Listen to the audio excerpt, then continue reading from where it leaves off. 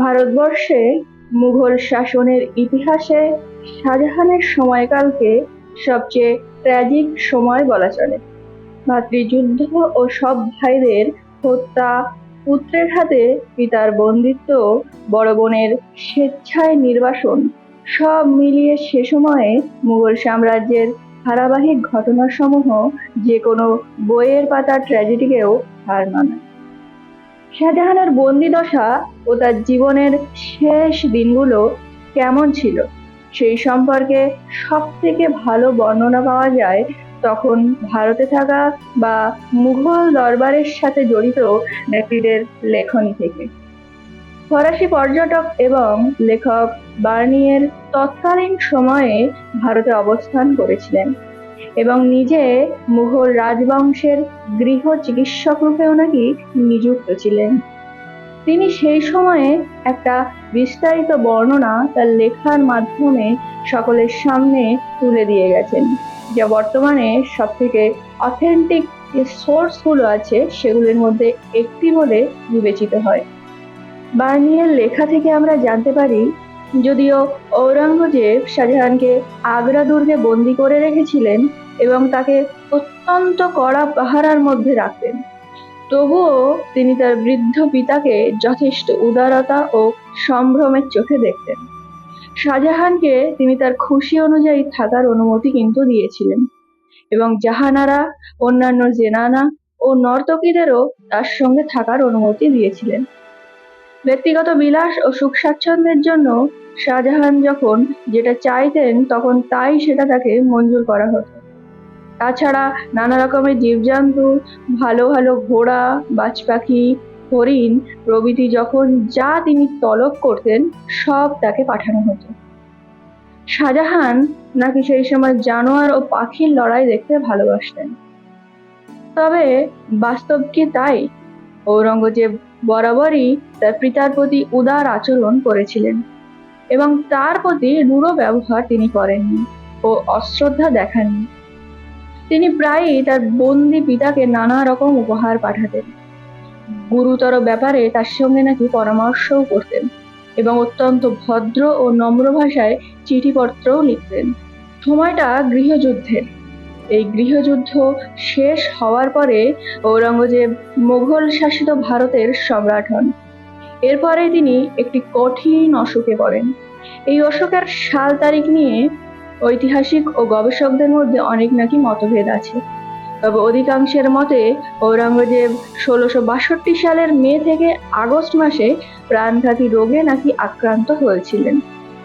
সেই সময় প্রবল জ্বরের জন্য তিনি মাঝে মধ্যেই নাকি ভুল বকতেন, বাকরোধ হয়ে যেত এবং মাঝে মাঝে অজ্ঞানও হয়ে যেতেন। চিকিৎসকরা সব ধরনের চেষ্টা করেও তাকে সুস্থ করে তুলতে ব্যর্থ হলেন, হতাশ হলেন এবং বাইরে রটে গেল যে ঔরঙ্গজেবের মৃত্যু হয়েছে। এই সময় সিংহাসন নিয়ে দুটো বিবাদমান দলের সৃষ্টি হয়। দুই দলেরই উদ্দেশ্য ছিল পূর্বতন সম্রাট শাহজাহানকে তার বন্দিদশা থেকে নাকি মুক্তি দেওয়া। যদিও এই অভিপ্রায়ের সদুদ্দেশ্য নিয়ে বার্নিয়ে সন্দেহ প্রকাশ করেছিলেন, কারণ ভাতৃযুদ্ধের সময় আমির ওমরাহদের অনেকেই বিভিন্ন রাজপুত্রদের পক্ষ নিয়েছিলেন। ওমরাহরা খুব ভালো করেই জানতেন যে বন্দী শাহজাহানকে মুক্তি দেওয়ার অর্থ হলো বন্দী ক্রুদ্ধ সিংহকে মুক্তি দেওয়া। সকলেই বৃদ্ধ সম্রাটের কৃত্য প্রতিহিংসায় ভয় করতেন, এমনকি খোজা আকবর খাঁ পর্যন্ত। এই অসুস্থতার মধ্যেও ঔরঙ্গজেব স্থির চিত্তে রাজকার্য পরিচালনা করতেন এবং বন্দি পিতার দিকে কড়া নজরও রাখতেন। ব্যক্তিগতভাবে চাইতেন তার যদি মৃত্যু হয় তাহলে শাহজাহানই পুনরায় সিংহাসনে বসুক এবং ভবিষ্যৎ উত্তরাধিকার শাহজাহানই ঠিক করবেন। তিনি তার জ্যেষ্ঠ পুত্র মুয়াজ্জমকে এরকম নির্দেশনা দিয়েছিলেন। ওদিকে আবার খোজা আকবর খাঁ এর কাছে তিনি প্রায়ই পত্র দিতেন বৃদ্ধ শাহজাহানের উপরে কড়া নজর রাখার জন্য। শেষে তার মৃত্যুর গুজব তার কানেও এসে পৌঁছায়। ঔরঙ্গজেব গুজব বন্ধ করার জন্য অসুস্থ অবস্থায় একাধিকবার ওমরাহদের সামনে দর্শন দেন তবে সম্পূর্ণ সুস্থ হয়ে ওঠার পরে ঔরঙ্গজেব নিজের তৃতীয় পুত্র আকবরের সাথে দারা শুকর কন্যার বিবাহ দেওয়ার চেষ্টা করেছিলেন, কিন্তু তার এই প্রচেষ্টা নাকি ব্যর্থ হয়। দারার হত্যাকাণ্ডের পরে জাহানারার ওপরেই দারার কন্যার দায়িত্ব ন্যস্ত ছিল। তারা কিছুতেই ঔরঙ্গজেবের প্রস্তাবে রাজি হননি। উপরন্তু রাজকুমারী নিজেও তার পিতার হত্যাকারীর পুত্রকে কিছুতেই বিয়ে করতে রাজি ছিলেন না। দারার কন্যা রাজকুমারী এই ঘটনায় এতটাই আতঙ্কে ছিলেন যে তিনি স্থির করে ফেলেছিলেন ঔরঙ্গজেব যাকে যদি জোর করে তবে তিনি আত্মহত্যা করবেন। নিজের প্রাণ থাকতে তিনি এই বিবাহ কখনোই করবেন। যদিও সেটা হয়নি, বারবার প্রস্তাবিত করেও ঔরঙ্গজেব ব্যর্থ হয়েও কোনো জোর করার পথ বেছে নেননি, এমনকি কোনো প্রতিহিংসার পথও নেননি যাতে রাজকুমারীর ক্ষতি হয়। যদিও ঐতিহাসিকদের মতে এই প্রস্তাবের পিছনে ছিল কূটনীতিক চাল। তিনি চেয়েছিলেন দারার দিক থেকে যেন ভবিষ্যতের বিদ্রোহের আশঙ্কা চিরতরে নষ্ট হয়ে যায়। এই একই সময়ে ঔরঙ্গজেব তার পিতা শাহজাহানের কাছে কিছু মণিরত্নও চেয়েছিলেন।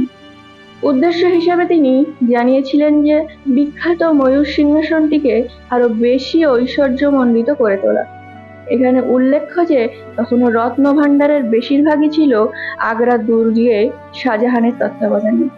দিল্লিতে যেটা ছিল সেটা ছিল হিমশৈলে চূড়ামুক্ত।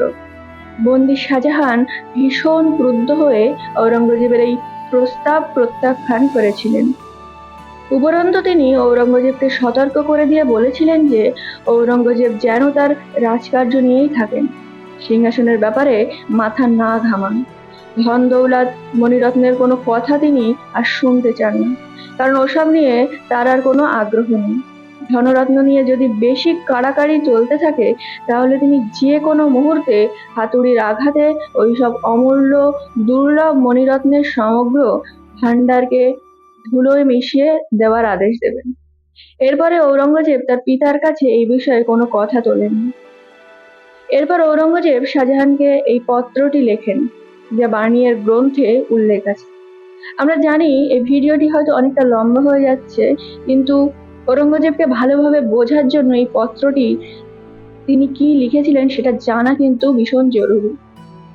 তিনি পত্রটিতে এমনভাবে লেখেন, আপনার ইচ্ছা যে আমি সনাতন প্রথা আঁকড়ে থাকি এবং আমার অধীন যে কোনো কর্মচারীর মৃত্যুর পরে তার সম্পত্তি যেন আমি গ্রাস করে বসি। যখন কোনো আমির বা কোনো ধনী ব্যবসায়ী মারা যান, এমনকি তাদের মৃত্যুর আগেই আমরা তার সকল সম্পত্তি গ্রাস করি, তার অধীন কর্মচারীর ভৃত্যদের পদচ্যুত করে দিই। সামান্য এক টুকরো সোনাও আমরা ফেলে দিইনি। এইভাবে অপরের সঞ্চিত ধনরত্ন আস্বাদ করার একটা অস্বাভাবিক আনন্দ হয়তো থাকতে পারে, কিন্তু এর থেকে অমানবিক কাজ আর কিন্তু দ্বিতীয় একটা নেই। আমি নায়ক খা বা হিন্দু বেনিয়ানের সেই বিধবা পত্নী আপনার প্রতি যে ব্যবহার করেছিলেন এবং এই অন্যায় প্রথার যে সমুচিত জবাব দিয়েছিলেন তা অবাঞ্ছনীয় বা অপ্রীতিকর হলেও সম্পূর্ণ ন্যায়সঙ্গত নয় কি? সুতরাং আপনার অভিযোগ ও আদেশ আমি মানতে পারলাম না, এবং আপনি আমার ব্যক্তিগত চরিত্রের প্রতি যে কটাক্ষ করেছেন সেটাও আমি মেনে নিতে অক্ষম।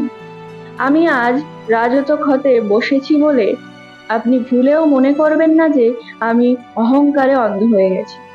প্রায় 40 বছরের সুদীর্ঘ অভিজ্ঞতা থেকে আপনি নিশ্চয়ই ভালোভাবে জানেন যে রাজমুকুট মাথায় ধারণ করার দায়িত্ব, অশান্তি ও ঝঞ্ঝাট কতখানি।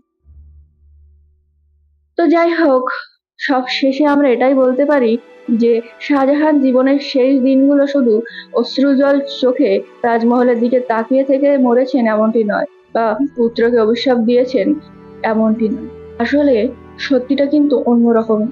শাহজাহান বন্দি দশায় থেকেও জীবনের শেষ দিনগুলি বেশ ভালোভাবেই কাটিয়েছেন এবং খুশি হয়ে তার রত্নভাণ্ডার ও ঔরঙ্গজেবকে দিয়ে গেছেন।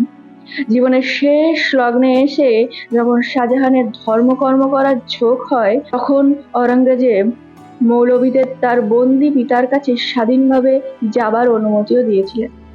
সম্ভবত ঔরঙ্গজেবের এই আচরণের জন্যই শেষ পর্যন্ত শাহজাহানের ক্রুদ্ধ ও উদ্ধত ভাব শেষে শান্ত ও নম্র হয়েছিল। শাহজাহান মারা যান 1666 সালের 22শে জানুয়ারি। মারা যাওয়ার আগে তিনি জাহানারাকে জানিয়ে যান তিনি সকলকে ক্ষমা করে দিয়েছেন, সর্বান্তরকরণে ক্ষমা করে দিয়ে গেছেন বিদ্রোহী ও তাকে বন্দী করে রাখা তৃতীয় পুত্রটিকে। তো বন্ধুরা, এই ছিল মুঘল সম্রাট শাহজাহানের শেষ দিনগুলোর অজানা ইতিহাস। আজকের ভিডিওটি যদি ভালো লেগে থাকে তাহলে আমাদের ইউটিউব চ্যানেল ইতিহাস অনুসন্ধানকে সাবস্ক্রাইব করে নেবেন ইতিহাসের এরকম নতুন নতুন অজানা ভিডিও পাওয়ার জন্য।